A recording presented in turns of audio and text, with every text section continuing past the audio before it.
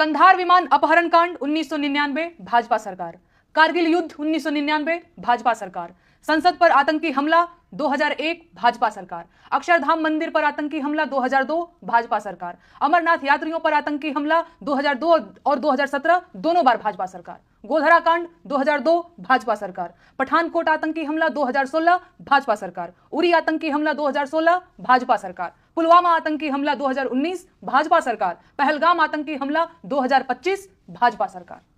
देश में अब तक के सारे बड़े आतंकी हमले भाजपा की सरकार में हुए हैं और भाजपा की सरकार आते ही देश और देशवासी सभी खतरे में आ जाते हैं।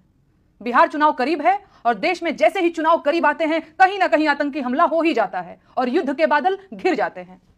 पहलगाम हमले के बाद से ही सरकारी कवियों ने पाकिस्तान के खिलाफ मोर्चा खोल दिया है और वीर रस की कविताएं पढ़ना शुरू कर चुके हैं। अब इन्हें पाकिस्तानियों के कटे हुए सिर चाहिए।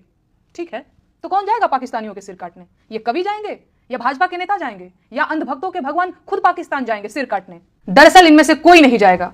अगर युद्ध हुआ तो देश के गरीब किसानों के बेटे जो फौज में सिपाही बनकर भर्ती हुए हैं वो आगे भेजे जाएंगे। वो गरीब किसान जिनका बैंक का कर्ज अभी तक सिर पर लदा हुआ है, जिनका ट्रैक्टर जब्त करने के लिए बैंक वाले रोज द्वार पर चक्कर लगाते हैं, उनके जवान बेटों को ये भाजपाई कवि युद्ध में भेजने की मांग कर रहे हैं। यह है इन धूर्त कवियों का कवि हृदय और नियत। और नेताओं का क्या है? चुनाव जीतने के लिए युद्ध की घोषणा करनी पड़ी तो ये वो भी कर देंगे।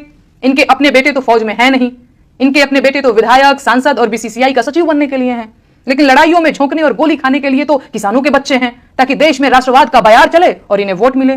संसाधन देश के खर्च होंगे, बेटे किसानों के मारे जाएंगे। यह है युद्ध की असलियत और इसीलिए इन नेताओं और उनके चापलूसों को युद्ध की जल्दी है। जब भी चुनाव करीब होते हैं और सरकारों की हालत खराब होती है तो पड़ोसी देशों से युद्ध और तकरार को चुनाव जीतने के लिए हुकुम के इक्के की तरह उपयोग किया जाता है। इसीलिए भाजपा के नेता और उनके चापलूस पूरी ताकत लगा रहे हैं कि किसी भी तरह से पाकिस्तान के साथ युद्ध शुरू हो जाए। लेकिन कोई माई का लाल ये नहीं पूछ रहा है कि कश्मीर जैसी संवेदनशील जगह पर 2000 पर्यटकों की सुरक्षा के लिए एक भी सुरक्षाकर्मी मौजूद क्यों नहीं था?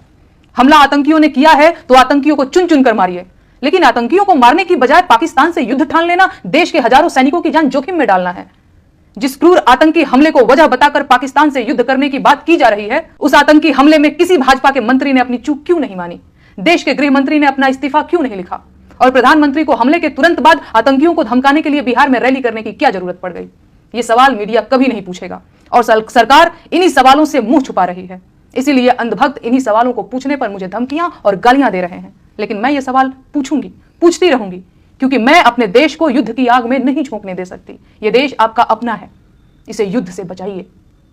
क्या आप अपना यूनानी आयुर्वेदिक हर्बल ब्रांड शुरू करना चाहते हैं लेकिन मैन्युफैक्चरिंग की सुविधा नहीं है? अस्बा लाइफ केयर प्राइवेट लिमिटेड आपके सपनों को हकीकत में बदलने के लिए तैयार है। हम लाते हैं उच्च गुणवत्ता वाले यूनानी आयुर्वेदिक और हर्बल प्रोडक्ट्स जैसे माजून tablets, capsule, syrup, face wash, shampoo, toothpaste और कई अन्य उत्पाद। हमारी अत्याधुनिक मैन्युफैक्चरिंग यूनिट में बेहतरीन मशीनरी और गुणवत्ता परीक्षण लैब्स हैं जो आपके उत्पाद को हर मानक पर खरा उतारते हैं। हम सिर्फ उत्पाद निर्माण नहीं करते बल्कि आपके ब्रांड के लिए सही पैकेजिंग और गुणवत्ता निश्चित करते हैं। अब अस्बा लाइफ केयर के साथ आप अपना ब्रांड ऊंचाइयों तक ले जा सकते हैं। संपर्क करें 9458039611 या 8171161766 पर। Website www.asbalifecare private limited।